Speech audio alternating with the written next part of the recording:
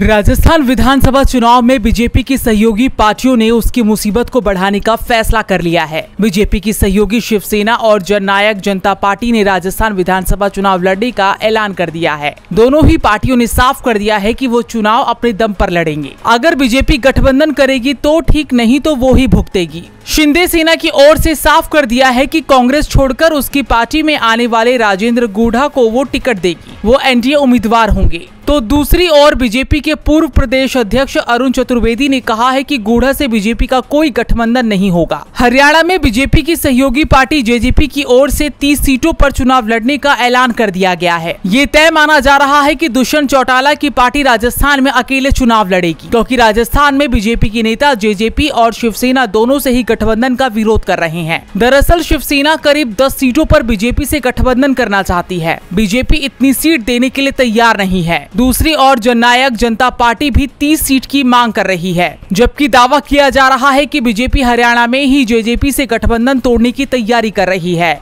और 2024 के लोकसभा चुनावों से पहले हरियाणा में बीजेपी और जेजेपी अलग हो जाएंगे। जबकि पार्टी की तरफ से एकनाथ शिंदे पर जरूर दबाव बनाया जा रहा है कि वो राजस्थान चुनावों से दूर रहें। लेकिन शिंदे के तेवर भी बता रहे हैं कि अगर बीजेपी गठबंधन नहीं करेगी तो शिवसेना राजस्थान में चुनाव जरूर लड़ेगी। यानी एक और इंडिया गठबंधन एकजुट हो रहा है तो वहीं एनडीए गठबंधन बिखरता हुआ दिखाई दे रहा है।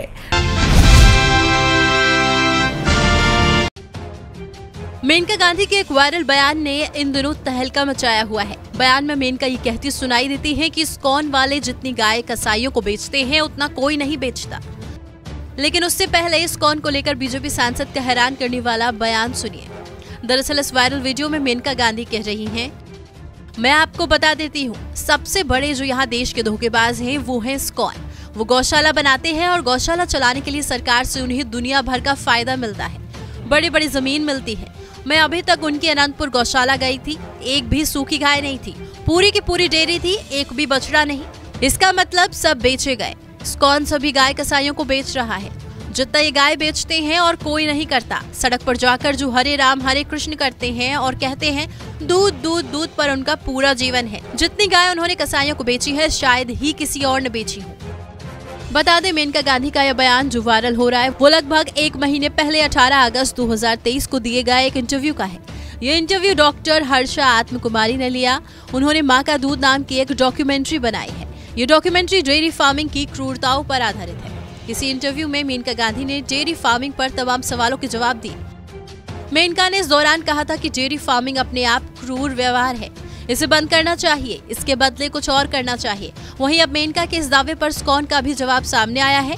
मेनका के दावे को तथ्यहीन करार देते हुए इस्कॉन के राष्ट्रीय प्रवक्ता युधिष्ठिर गोविंद दास ने कहा कि उनकी संस्था गाय और बैल के संरक्षण के लिए न सिर्फ भारत में काम कर रही है बल्कि दुनिया भर में लगी है। इस्कॉन की गौशाला में गाय और बैल तब तक रहते हैं जब तक वो जिंदा है। एक भी गाय बैल या बछड़ों को कसाईयों को नहीं बेचा जाता। फिलहाल ये वायरल वीडियो कितना सच है ये तो जांच का विषय है। हालांकि मेनका के इस बयान ने सियासत में तहलका जरूर मचा दिया है। मध्य प्रदेश चुनाव के लिए बीजेपी ने 39 उम्मीदवारों की दूसरी लिस्ट जारी की है। इनमें कई नाम चौंकाने वाले हैं। पार्टी ने 7 सांसदों को उम्मीदवार बनाया है। इसमें से 3 केंद्रीय मंत्री हैं। नरेंद्र सिंह तोमर को दिमनी, प्रहलाद पटेल को नरसिंहपुर और फग्गन सिंह कुलस्ते को निवास रक्षित सीट से बीजेपी ने टिकट दिया है। वहीं तीसरी सूची में हाल ही में दल बदल कर बीजेपी में शामिल होने वाली मोनिका भट्टी को छिंदवाड़ा की अमरवाड़ा सीट से अपना उम्मीदवार बनाया है। बीजेपी की दूसरी और तीसरी सूची में सांसद, मंत्री और दल बदलू उम्मीदवार ही दिखाई दे रहे हैं, जिसके बाद सवाल उठ रहे हैं कि क्या एमपी में बीजेपी के पास उम्मीदवार नहीं है। पीसीसी चीफ कमलनाथ ने सोशल मीडिया एक्स पर बीजेपी पर निशाना साधा। उन्होंने लिखा कि दूसरी लिस्ट पर एक ही बात फिट है, नाम बड़े और दर्शन छोटे।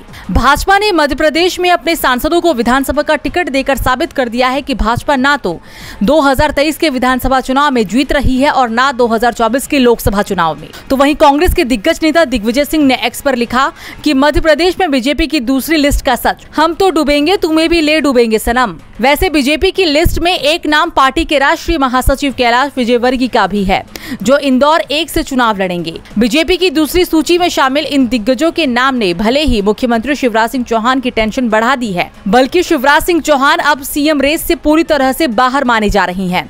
ये तय माना जा रहा है कि अगर बीजेपी हारी तो हार की पूरी जिम्मेदारी शिवराज के सिर पर रख दी जाएगी। अगर जीत गई तो फिर शिवराज की जगह दूसरे चेहरे को सीएम बनाया जाएगा।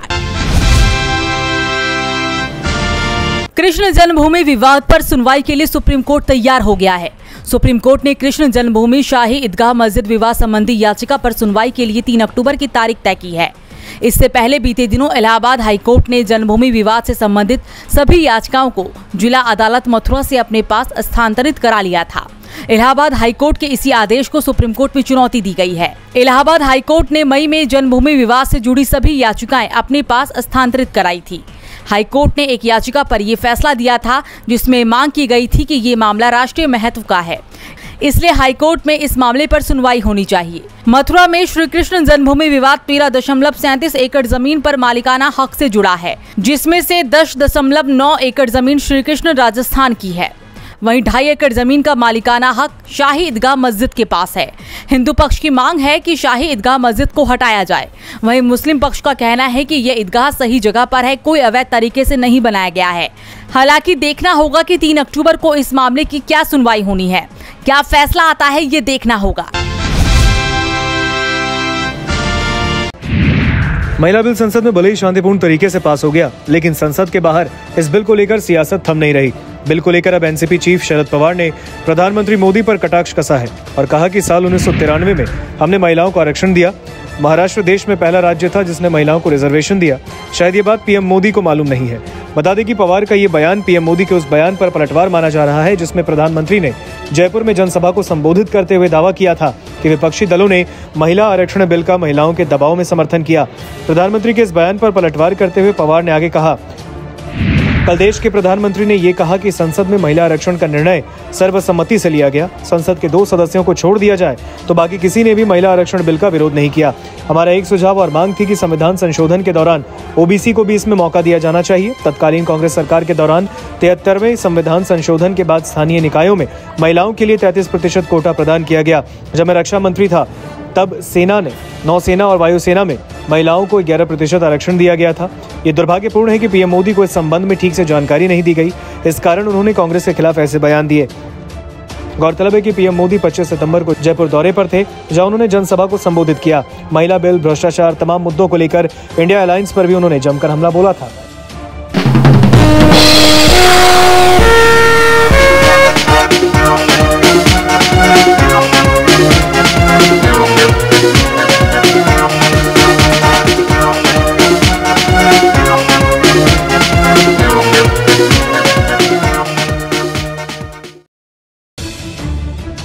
भारत और एशिया के सबसे रईस शख्स मुकेश अंबानी कोई सैलरी नहीं लेते हैं और लगातार 3 सालों से वो किसी तरह का वेतन नहीं ले रहे हैं। अब उनके तीनों बच्चों ने भी यही रास्ता अपनाया है।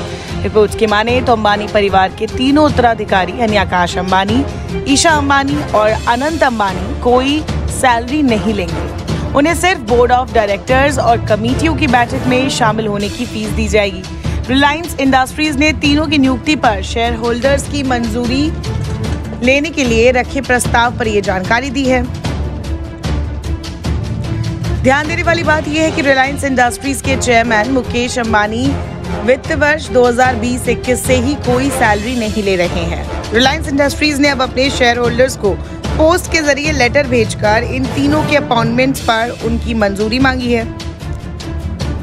इस नोटिस में कहा गया है कि नए डायरेक्टर्स को बोर्ड ऑफ डायरेक्टर्स या समितियों की बैठक में शामिल होने की फीस के रूप में पेमेंट किया जाएगा।